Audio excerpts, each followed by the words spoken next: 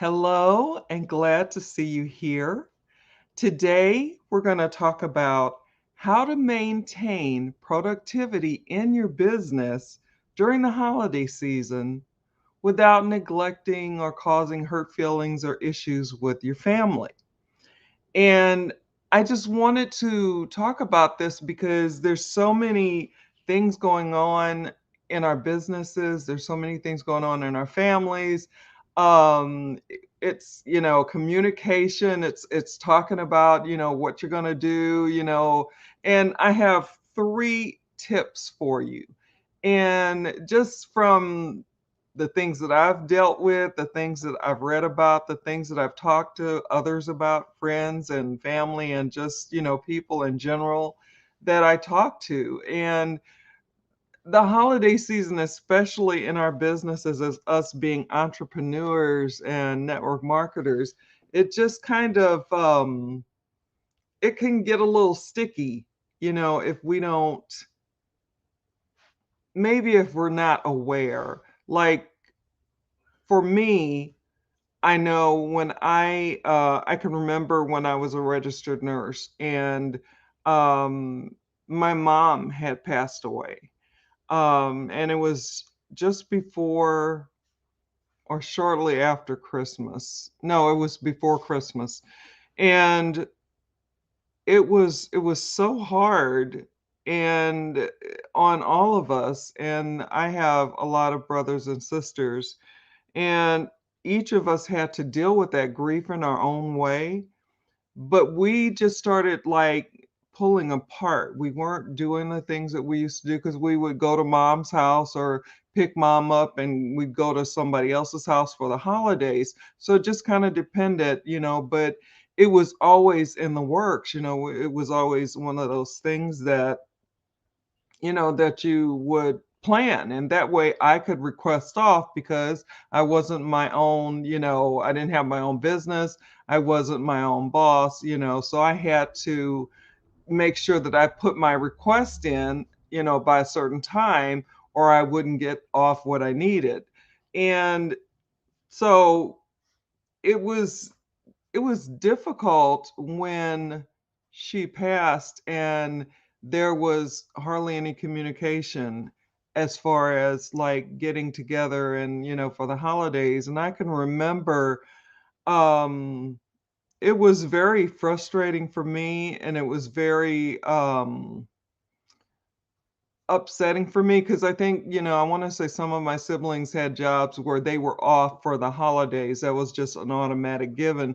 But as a nurse, you work regardless. It doesn't matter if it's a holiday, holiday eve, it doesn't matter what, you still, had to work. So I would get really frustrated. And I remember talking to my family, my sisters and brothers, and I said, I don't think mom would be very happy with us right now because we're not spending time together. We're not, getting together, and when we get together, then we talk about her and stuff, and think of memories and talk about just memories in general. It didn't always have to be about her, but she was the glue. And when she was passed away, it was harder for us to do that. And eventually, I guess we all had to go through our own, like I said, grief struggle. And eventually things settled in. And after I, talked and said what I had to say about it, and, so things got a little better. And now there's like a family app, so everybody's talking and saying, hey, and encouraging one another. And now there's, plans being made in advance, so, and that's being communicated. So it makes it simpler, it makes it easier. And for me now, being disabled and at home, being able to work from home is really great because I can schedule around what it is that I'm doing. So for me, that story was just about it was difficult when things weren't going and weren't flowing after my mom passed away, but got better after we talked and and dealt with some feelings, I guess, that we were all having to deal with. And so things got better. And so now like it's already planned for Christmas, and Thanksgiving was already planned early, everything, everybody, we have the menu and the whole everything, set up. But and I am the network marketer, business builder, person with my own business, and I can, do the things that I still need to do for my business, as well as be able to, communicate and hang with my family. So I have three tips here for you. Three awesome tips that I just want to share. And especially knowing what I went through. And I know there are other people that have gone through worse or, maybe less, but we're all out here. And we, especially in this time of, what we've been living through, we need each other. And, if you're in that state or area or whatever, that you can actually get together with your family because maybe things aren't as bad, and you can wear your mask or whatever. So, then you can get together with your family. I just want you to be able to use these tips that I'm talking about. So, um number one for me was communication, and that's what I have. And these aren't in any particular order. I didn't even really put ones. I just put hash marks. But communication was really, really important. And when it wasn't happening, it made it really difficult for me, as I've already said. So being able to communicate and go and then, see what you're going to do, where you're going to do it, how you're going to do it, what you're going to have, and all those types of things are so important to be communicated.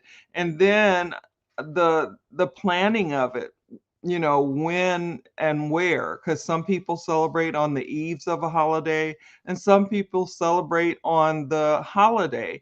And I remember, some of the nurses that I worked with, they were like, "Oh, well, our family gets together on Christmas Eve, and so that's when we do all of our celebrations." So they were always requesting that off, and the same with the same with me. I they we celebrated on the holiday. So anyway, and I'm going to introduce myself when I'm done. I'm sorry, I got a little bit carried away with my story and my tips. So I'm going to finish it up and then I'm going to introduce myself. Sorry about that. So then the next thing is planning and time blocking, because you still want to do the things that you need to do for your business. You still, like, I don't stop my daily method of operations. I continue to do that. And I, follow along my schedule. There are some things, that maybe, excuse me, I use eye drops, and every now and then when they dry, then they start to try to go into my eye or cause my eyelashes to get stiff. But such is life. Anyway, sorry about the sidebar. So um I continue to follow my daily method of operation up through and until the holiday. And if we were a family that celebrated on the eves of the holiday, then I would still do it the same way. And because it's important to follow what it is that you have, that's a part of your plan. And in your plan, with the holidays, you want to make sure to put in there the things that you need to do for the holiday as well. And one of those other things that I wanted to bring up was family time, making sure that you have that time, making sure that time blocked, so that you can do the things that are important to be done with your family, and you have the time to get there, and you have the time to do the preparation of, if you're one of the people that's, I'm not much of a cook, so they don't really ask me to cook, which is really good. I used to do a really good ham, but I haven't done that in a while. But anyway, yeah. So it's important to be able to, for me, it's important to be able to make those plans, and that way I have, what I need to do. And I continue to do the things, like I said, even though things may slow down and some things may speed up, and different things happen, during the holidays as far as your business is concerned.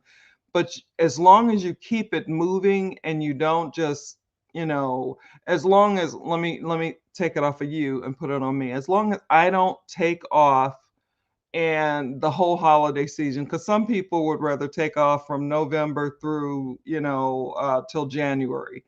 And I don't I just I for me, I don't see that as being productive. I don't see that as helping me to continue to keep my business going.